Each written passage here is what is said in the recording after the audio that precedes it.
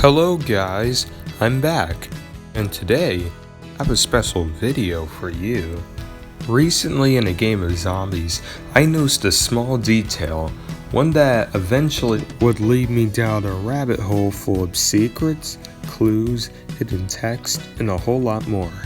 Strap in, fellas, because I guarantee you this will blow your mind. Alright, so in the Zombies map Revelations, there are multiple different references to Zombies maps from previous games. Some are more obvious while others, like the Buried Mine Shafts or Shinonuma Village Huts, are more hidden. The zombies here are no exception.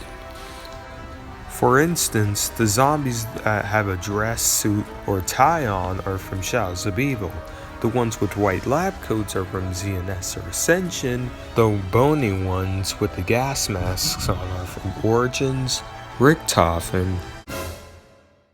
Yes, you heard me right. Richtofen is a zombie in this map, a detail that many of us overlooked when we played the game. But it's weird because he has a black suit.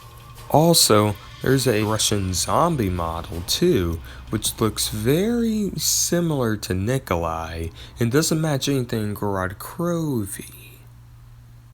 But it does match. Any longtime COD fans should be screaming in their seats right now. Yes, this is not actually Richtofen. It's really General Amsel from the very first Treyarch Zombies game. Some say to be the best Call of Duty ever made. Call of Duty World at War. Just as a refresher, let's recap. During the game, you play on two world conflicts during World War II.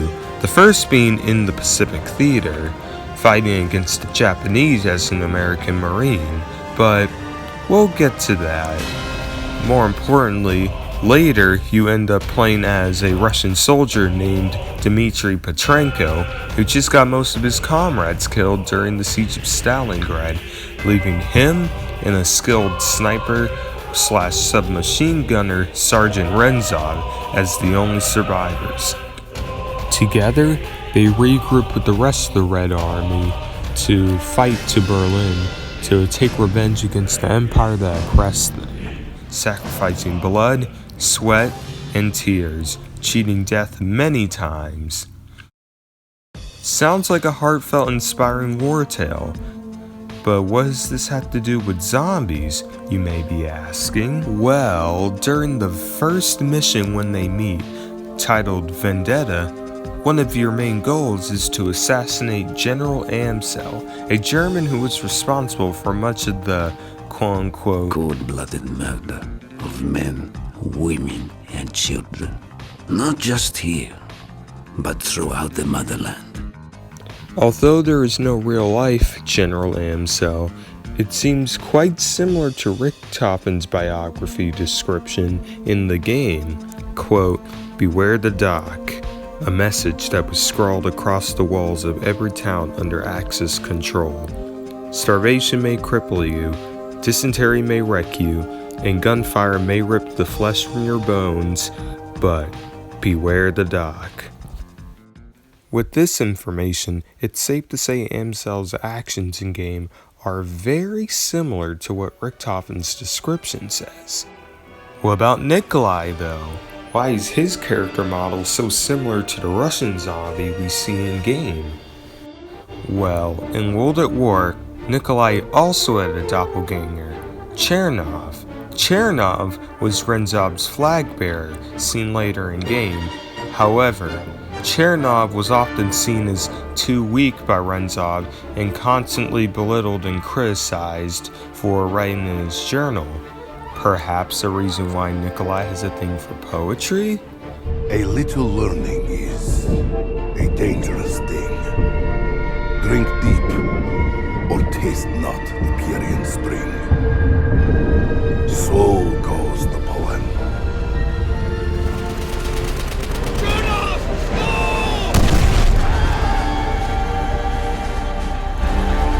Unfortunately, Chernobyl is burned alive on the steps of the Reichstag, leaving you as the one to take his place.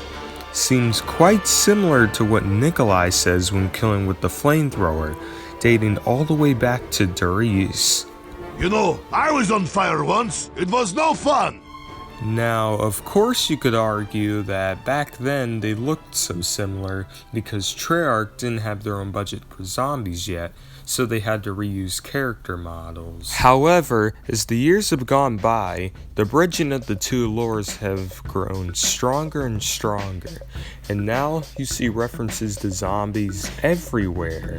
In the Black Ops 1 terminal, you can type in secret codes to view radios from Shino Numa, as well as other secret messages made by Dr. Maxis, presumably taken from the Doris facility that are in text form. Dash 4808 Ben 37 14 06 115 48 40. I hope you're receiving this transmission, Peter. If you are not, then all is already lost. You must know by now that we failed to contain the asylum, and that we had to move the experiment here. Location.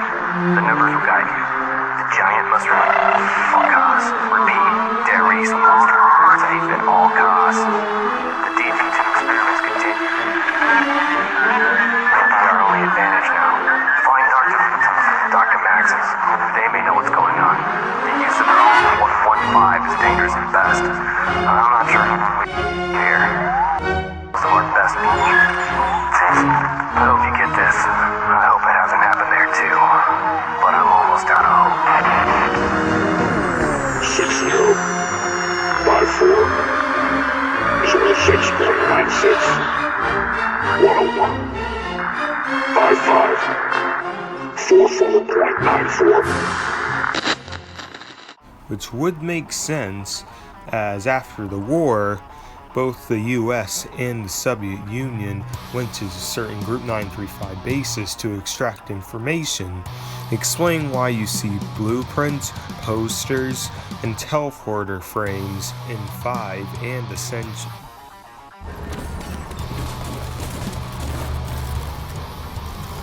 Also in 5, there is a plaque referencing Sergeant Roebuck, one of the main characters you fight alongside during the American campaign, including Polanski, Dempsey's double. Left of the challenge boards in Garai Krobi, there is a wooden board with the statement, "Vengeance is mine," with the initials VR next to it, obviously standing for Viktor Renzov. However, there's even more ciphers that allude to Renzov being in some way involved in the construction of the Raider Mark III. In Zetsubo, there is a cipher where someone referred to as V announces that he had stolen schematics from Group 935 so they could begin construction of wonder weapons to use against Germans. The list goes on, and I haven't even discussed the implications of Perfection and the Black Ops 4 multiplayer map Remnant, which is basically just a museum on both Aether and Chaos Story, despite them both having no link whatsoever. I'm not exactly sure what's canon or not in the games, but with the dead bodies of Amsel and one of Chernobyl's fellow soldiers, I think I might have a theory. What if the characters in the campaign are our original crews, but not quite in the way that you might think? What if there are alternate versions of them? It would explain why the characters look so similar, yet have different personalities and outcomes. It would explain how Amsel could die, but come back with a new name and backstory. It was cause it was a different universe, with events similar to each other, but not quite the same. Perhaps the difference between the two Russians are mainly because of circumstance.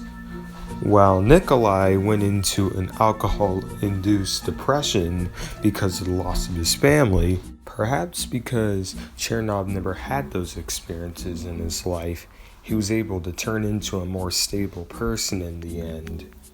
Due to the fact that Dempsey's bio in World at War actually mentions him going to Peleu, maybe Polanski is actually just a Dempsey with similar circumstances to the normal one, but with specific events from the COD Zombies storyline mixed in. For instance, Dempsey's capture at Verrucht. Same can be applied as well for Tokyo, but with Division 9. If you're still skeptical about the naming thing, this is a storyline where one dimension can be peaceful with no zombies, while another can have giant robots, dragons, cyborg zombies, and drunk Nikolai in the mech suit straight out of Titanfall 2. In a 4-way alternative battle for Stalingrad, I'd say that alternatively named characters isn't too much of a stretch. After all, we already have Eddie Richtofen from Dimension 2210. Although it's just a nickname, I'd say it's a start. And now back to the original point. Zombie Amsel and Zombie Russian. Are they dead versions of our characters? Did they die through some altered version of the campaign? Did this predict the ending of the entire zombie storyline? Yes, and maybe. I'll leave that for you guys to decide. Anyways, I really enjoyed making this theory, so if you enjoyed it too, go ahead and like and subscribe to me, because I see that 90% of my viewers aren't subscribed. So if you would like to see more of my content in the future, go ahead and subscribe and ring the bell, so that way you know when I post a new video. Also, I appreciate any type of suggestions and comments that you guys give, so feel free to do that if you want. Anyways, for the most part, this video is over, and bye bye.